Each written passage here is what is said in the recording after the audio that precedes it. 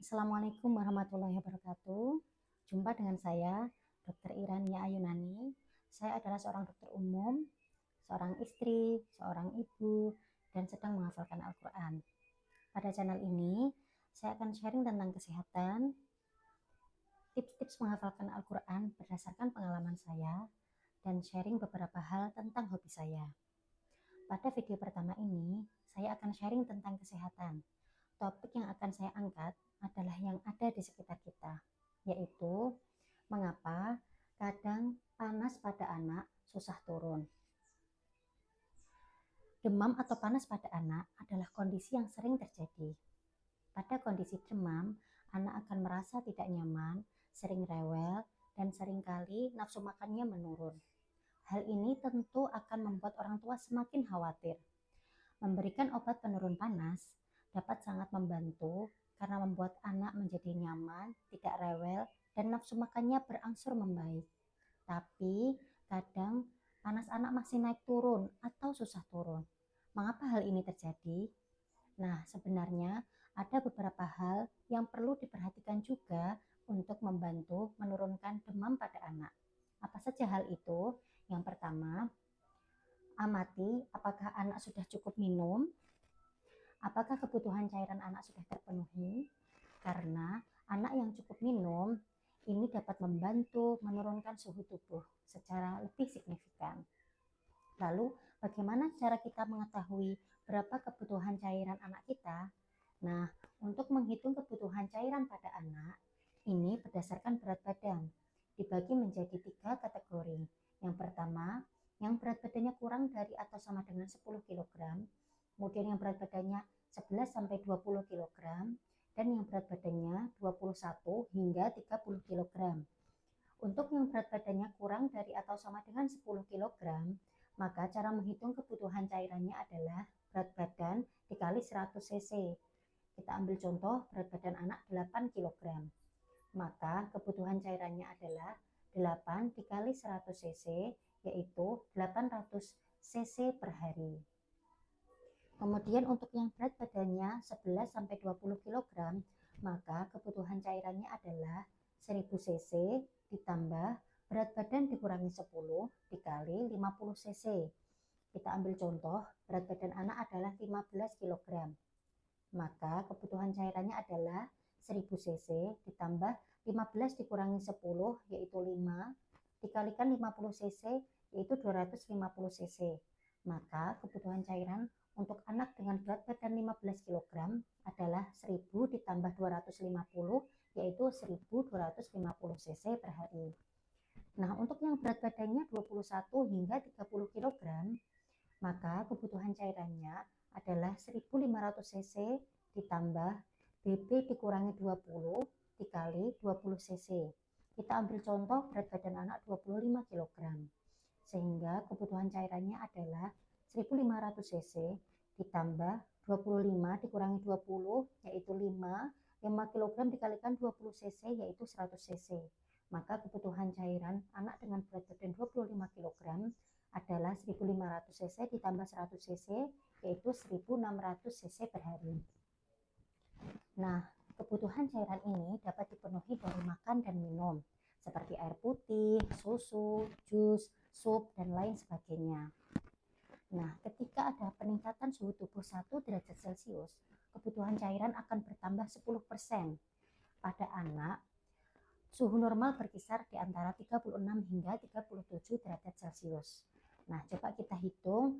Contohnya adalah anak dengan berat badan 25 kg tadi, ketika suhu tubuhnya naik menjadi 38 derajat Celcius, maka kebutuhan cairannya pun bertambah 10%. Yang tadinya 1600 cc per hari, ditambahkan 10%-nya yaitu 160, maka menjadi 1760 cc per hari. Nah, ketika anak demam dan kebutuhan cairannya ini terpenuhi, maka ini sangat bisa membantu menurunkan suhu tubuh anak.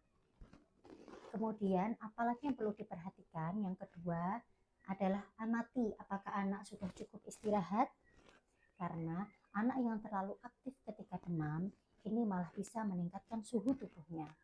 Oleh karena itu, seringkali kita mendengar bahwa ketika anak sakit, termasuk demam, disarankan untuk lebih banyak istirahat. Memang sulit untuk kita memaksakan anak banyak berdiam atau tiduran, tetapi paling tidak kita mengarahkan anak untuk istirahat lebih banyak daripada biasanya. Kemudian apalagi yang perlu diperhatikan, yang ketiga adalah cara kita membantu menurunkan panas, apakah sudah benar atau belum. Salah satunya adalah cara mengkompresnya. Mengompres pada saat anak demam, ini memang sangat membantu menurunkan suhu tubuh apabila dilakukan dengan cara yang tepat, yaitu dilihat dari air yang digunakan, kemudian bagian tubuh yang dikompres. Jadi, air yang digunakan dianjurkan adalah air hangat, karena dengan menggunakan air hangat, maka anak akan merasa lebih nyaman ketika suhu tubuhnya diturunkan. Dan bagian tubuh yang dikompres, ini yang lebih tepat adalah di bagian lipatan-lipatan tubuh, seperti ketiak, selangkangan. Ini bisa membantu menurunkan suhu tubuh lebih signifikan dibandingkan mengkompres di bagian tubuh yang bukan lipatan. Kemudian apalagi yang perlu diperhatikan, yang keempat adalah apakah dosis obat penurun panas yang diberikan sudah sesuai dengan kebutuhan anak tersebut? Karena dosis obat pada anak ini berdasarkan berat badannya, bukan berdasarkan umurnya. Jadi apabila ada dua anak dengan usia yang sama, tetapi berat badannya jauh berbeda, maka kebutuhan dosis obatnya pun bisa berbeda. Apabila seorang anak diberikan dosis obat kurang berdasarkan berat badannya, maka obat tidak bisa bekerja seperti yang diharapkan dan terkesan tidak bisa menurunkan demamnya. Sebagai contoh, saya ada cerita. Saya pernah mendapatkan konsultasi, orang tua mengeluhkan anaknya sudah dibawa periksa ke dokter, mendapatkan obat penurun panas, tapi panasnya tidak kunjung turun. Setelah saya cross-check, ternyata orang tua tersebut memberikan dosis obat kepada anaknya tidak seperti yang dianjurkan oleh dokter.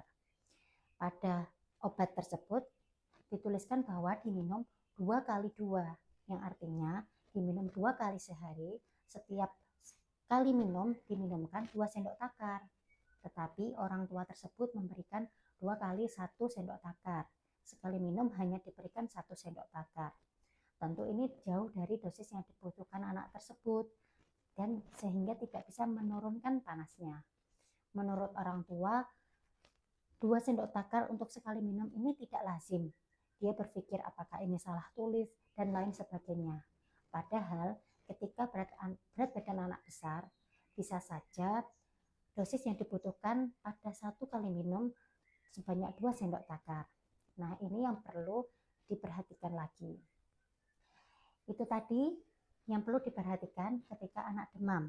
Saat anak demam, jangan lupa untuk mengamati juga apakah anak sudah cukup minum, tidak dehidrasi, cukup istirahat, kompresnya sudah benar, dan apakah dosis obat yang diberikan sudah sesuai. Apabila panas anak tetap tidak kunjung turun, jangan ragu untuk membawa anak periksa ke dokter kepercayaan Anda.